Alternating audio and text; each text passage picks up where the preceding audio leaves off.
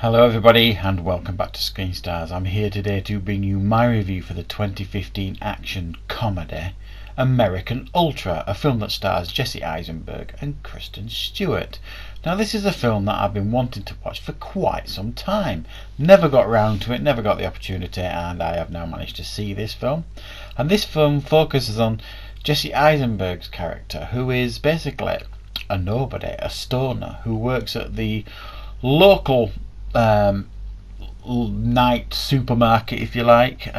Is going nowhere in life. He just sits around smoking weed, taking drugs, and spending time with his girlfriend, played by Kristen Stewart. Now he can't even leave the town he lives in. It's some quiet backtop American town. He can't even leave because he has panic attacks and throws up and things like that. He's essentially a bit of a nobody and a wimp.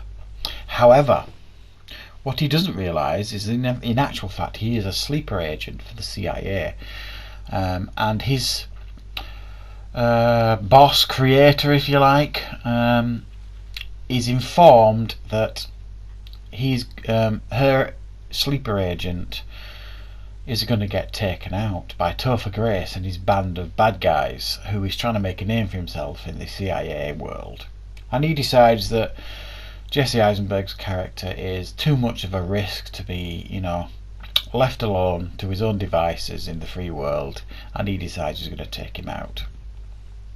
And that's essentially what this film is. It's Jesse Eisenberg not having a clue who he is, getting activated or reactivated, and becoming like this super agent kind of thing, this trained killer to try and get out of this situation, all in the while still keeping his personality of like a stoner. So what did I think of American Ultra? Well, for a film that I've been really looking forward to for quite some time, I really liked the concept of this film. I was mildly disappointed with this film, but I still enjoyed it. It was almost like a cross between, I don't know, like a Seth Rogen stoner film like Pineapple Express with The Bourne Identity. It was an odd concept that should have worked. The comedy was there to be plucked, and however, for an action comedy here, this film is light on comedy, I would say. I thought they had numerous opportunities to milk the comedy here in this film, and they don't really do it. I would struggle to call this a laugh out loud comedy, because it certainly isn't. The concept is good, the setup is pretty good, it feels a little bit rushed, and the action's pretty good, but I kind of struggled to buy Jesse Eisenberg as an action lead. I think, do you remember when The Bourne Identity first came out and everyone was kind of like, Matt Damon as an action lead? Really? And look how well that turned out. Well, I was hoping for a similar thing here. And while I think for the most part Jesse Eisenberg does well here for the action parts of the film, I never truly bought it, him being like this action hero. There is a reveal takes place between him and his relationship with Kristen Stewart, but I'm not going to spoil that. And another little issue I had with the film was the fact of his age. He's not, he's playing someone I would suspect in his mid to late 20s. And the age of the character doesn't match with the timeline of the film, I don't think, as well. I think it didn't really work. There was good chemistry between Jesse Eisenberg and Kristen Stewart. I quite liked that chemistry, that work, that dynamic. I believed their relationship. I believed the way they felt about each other. And that dynamic I thought was pretty good. Topher Grace was full-on pantomime villain, and he had a seriously flawed plan to take out Jesse Eisenberg.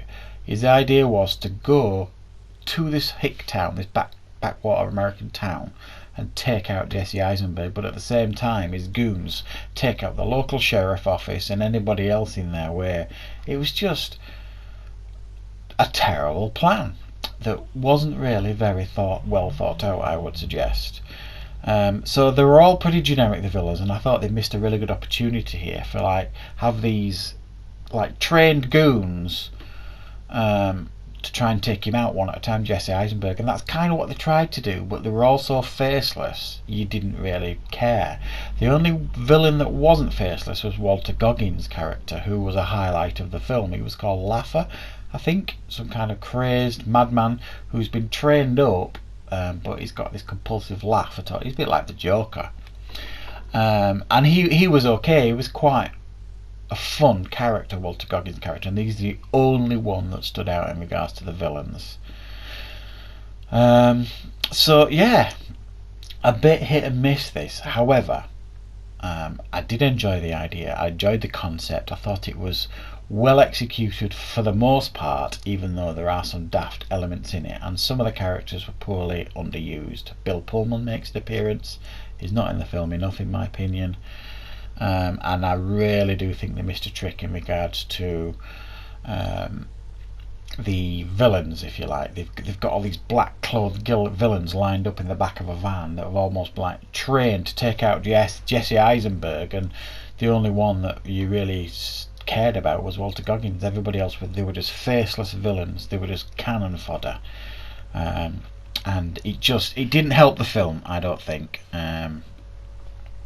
There were some inventive kills, a bit like frying pans and things in the DIY department at the local supermarket. It was quite inventive in its approach to its kills and all that kind of stuff, and it was entertaining. I'm not going to say any different than that, but I was mildly disappointed. I was hoping for something a little bit more, so I'm going to give it a 7 out of 10. I did enjoy it. It was certainly watchable, lots of fun here and there, but it is flawed for sure. Make no mistake about that. So that's my review for American Ultra. I hope you enjoyed it, and of course I will see you next time on Screen Stars.